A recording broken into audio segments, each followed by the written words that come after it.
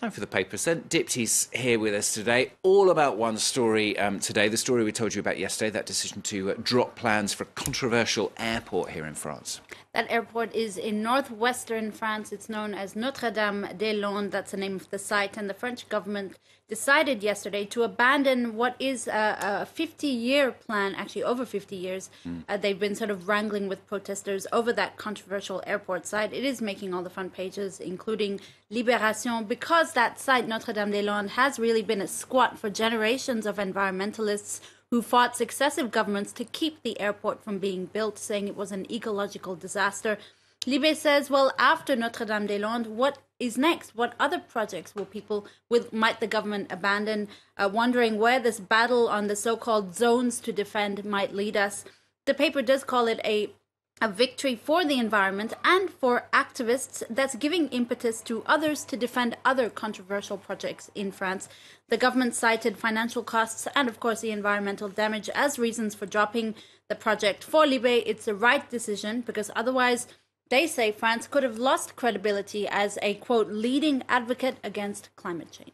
Not the same story in some of the conservative papers, though, is it? No, not surprisingly. The right-leaning press are pretty critical about this decision, and the idea, or at least the opinion we're getting, is that Emmanuel Macron is a sellout. Le Figaro, the right-leaning paper, says the government has gone backwards to get out of a deadlock situation, noting that it's the first time that the French president has broken an electoral promise, because indeed, as candidate, he promised to keep the airport plans going.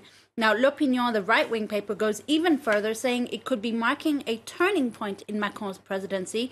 The fact that despite favorable opinion from locals, he decided to pander to militants, and you see in a front-page cartoon his Prime Minister, Edouard Philippe, essentially hammering the last nails into the gravestone of the tomb that is now that airport project. Now, the papers are also looking ahead to Emmanuel Macron's meeting with the British Prime Minister, Theresa May, today, just outside of London, this, isn't it? That's right. Be looking at the British press a little later on as well. The two leaders will be discussing notably cross-channel migration and anti-terror efforts. They'll be meeting just outside of London together. And among Emmanuel Macron's priorities will be convincing the UK to cough up more to protect that border at Calais and prevent the flow of migrants between the two countries. Theresa May, for her part, has pledged to contribute a certain sum of money already.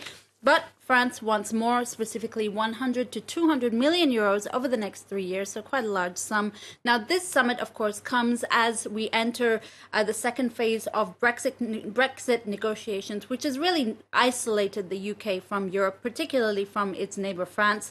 This at a time when the US is already weakened by a Donald Trump-led administration. You have the British military that are facing budget cuts. So it's a really tricky time. And for Le Figaro, they see this really as a meeting to reinforce ties between Paris and London.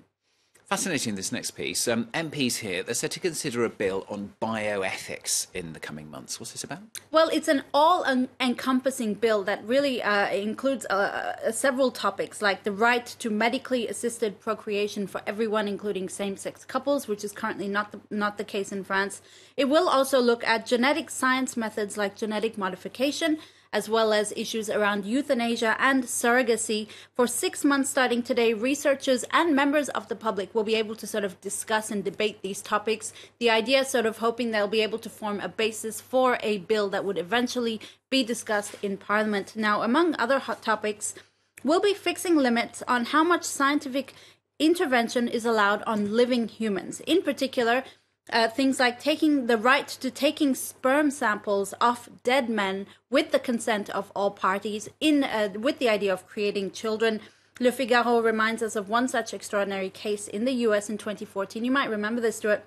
The wife of a dead policeman gave birth to his baby 3 years after his death because they managed to get a sperm sample off his body just after he died. So that was a pretty extraordinary case in terms of science and reproduction. For Le Figaro, we do need ethical and scientific boundaries, though, to help us sort of navigate through what is like Alibaba's cave that is science. A bit of a medical minefield, isn't it? Now, finally, from Dipty, in this age of body shaming, one Twitter user has created a new hashtag. It promotes positivity, I'm told. That's right. For once, social media serves for a good use. The French version of Huffington Post reports that an English woman called Tony has created the hashtag Chubby Cheek Gang. The idea is to share pictures of your faces, chubby cheeks and all. Okay, those cheeks. I wasn't quite sure. Facial cheeks. Chubby okay. cheeks, that's right. Facial cheeks, we should probably say. Yeah. It's to promote women who may have fuller faces. The idea is to celebrate something that many women do see as a complex or hindering their physical appearance. Tony plugs the merits of chubby cheeks, saying it keeps you looking younger. True. And she does note it's probably a genetic thing, so there you've got a lot of users posing with their moms, which is very sweet. The message has been received loud and clear by Twitter users. The Huffington Post says the hashtag has been shared by tens of thousands of people online. Excellent. Nice to have a bit of a chubby cheek sometimes, isn't it? Make no comment about us.